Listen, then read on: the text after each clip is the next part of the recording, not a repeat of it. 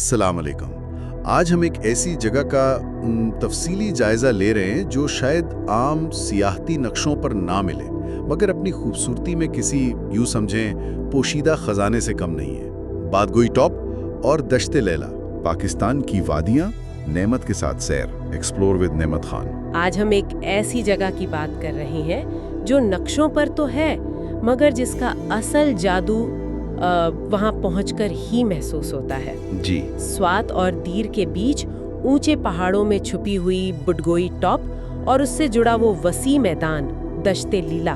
बिल्कुल। ये सिर्फ खूबसूरत मंजर नहीं है, ये एक पूरा एडवेंचर है, एक अलग ही दुनिया का तजुर्बा है। आपने बिल्कुल सही कहा। ये इलाके जुग्राफियाई तौर पर बहुत अहम है। कलाम वैली यानी स्वात और दीर बाला इनके संगम पर वाक़े हैं। अच्छा। लेकिन इनकी असल खास बात वो इनके वसी खुले मैदान हैं। इतनी बुलंदी पर ऐसे मैदान कम ही मिलते हैं। ये आम तंग वादियों जैसा नहीं है, ये एक खुला बहुत बड़ा कुदरती कैनवस है। वाव! तो ये कुदरती कैनवस देखने के लिए वहाँ पहुँचे कैसे? सुना है 2 रास्ते हैं वहाँ जाने के। पहला रास्ता दीर से शुरू होता है शायद? जी हाँ, एक रास्ता दीर से है। आप देर शहर से निकलते हैं, थलगांव जाते हैं। जी। फिर वहाँ से लामोती और जो मशहूर कमराट वैली है ना, उसके करीब से गुजरकर रास्ता ऊपर बुडगोई टॉप की तरफ चढ़ता है। अच्छा। फासला कोई 55 किलोमीटर के करीब है और वक्त आप समझे 3 घंटे या से थोड़ा ज्यादा लग जाता है। यानी ये रास्ता पहले कमराट के पास से गुजरता है। कमराट वैली का नाम आना ही काफी है, वो तो खुद एक बहुत मशहूर जगह है। हाँ। लेकिन ये 55 किलोमीटर क्या अपनी गाड़ी जा सकती है? सड़क कैसी है वहाँ? देखिए, कमराट तक तो सड़क बेहतर हो गई है काफी, लेकिन आगे बुडगोई टॉप की तरफ जो रास्ता है वो काफी कच्चा है, पथरीला भी है और चढ़ाई भी है। ओहो। तो इस हिस्से के लिए तो 4x4 जीप लाजमी है, बिल्कुल जरूरी है। ठीक। आम गाड़ी तो खास तौर पर आखिरी चढ़ाइयों पर बिल्कुल नहीं जा सकती। ये भी सफर का एक हिस्सा है, आप ज़हनी तौर पर तैयार होते हैं इसके लिए। समझ गई, यानी जीप तो पक्की करनी है। अच्छा, तो जब कोई ये मुश्किल रास्ता तय करके आखिरकार बुडगोई टॉप पहुंचता है तो पहला एहसास क्या होता है? सिर्फ मंजर ही होता है या कुछ और भी? मंजर तो खैर है ही शानदार, लेकिन जो चीज़ फौरन महसूस होती है ना, वो वहाँ की हवा है। इतनी ठंडी, इतनी साफ और एक अजीब सी खामोशी। खामोशी? जी। बहुत से लोग कहते हैं कि वहाँ पहुंचकर लगता है जैसे वक्त थोड़ा आहिस्ता हो गया है। वो बुलंदी और वो खुलापन, उसका एहसास बहुत गहरा होता है। वक्त का थम जाना, ये तो शहर की भागदौड़ से बिल्कुल उलट तजुर्बा होगा। और बुडगोई टॉप से आगे ही दश्ते लैला का जिक्र आता है। उस मैदान में क्या खास है? बुडगोई टॉप से ही आप समझे दश्ते लैला का वो वसी और अरीज सब्ज कालीन शुरू हो जाता है। वाह! आप तसव्वुर करें, एक बहुत बड़ा खुला घास का मैदान, लगता है मीलों तक फैला हुआ है और अक्सर नीचे वादियों में बादल होते हैं और आप उन बादलों से भी ऊपर होते हैं। बादलों से ऊपर? जी। ये खुलापन, ये वुसअत, इतनी ऊंचाई पर, यही इसकी असल खूबसूरती है। ये तो वाकई किसी ख्वाब जैसा लगता है। अच्छा, अब दूसरे रास्ते पर आते हैं जो कलाम से शुरू होता है, स्वात से। वो सुना है लंबा है थोड़ा? जी, कालाम वाला रास्ता लंबा है, तकरीबन 75 किलोमीटर का बनता है और 4 से 5 घंटे आराम से लग जाते हैं। 4 से 5 घंटे? जी। ये कालाम से पहले उतरोड़ जाता है, फिर गबराल वैली से गुजरता है। गबराल वैली, जी। और फिर आखिर में बुडगोई पास आता है।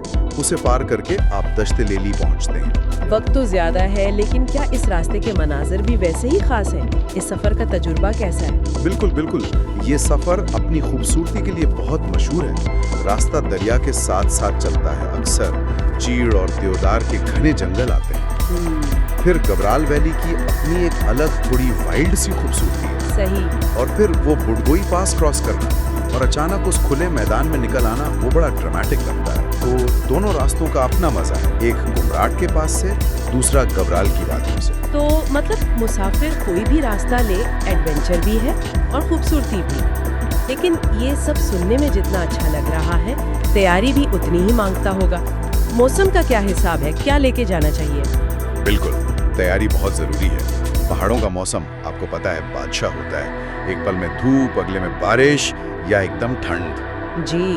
तो गर्म कपड़े लेयर्स में पहने, वाटरप्रूफ जैकेट या रेनकोट, दस्ताने, टोपी, ये सब गर्मियों में भी जरूरी हैं। रातें तो वहाँ बहुत ठंडी हो सकती हैं। और खाने पीने का क्या करें?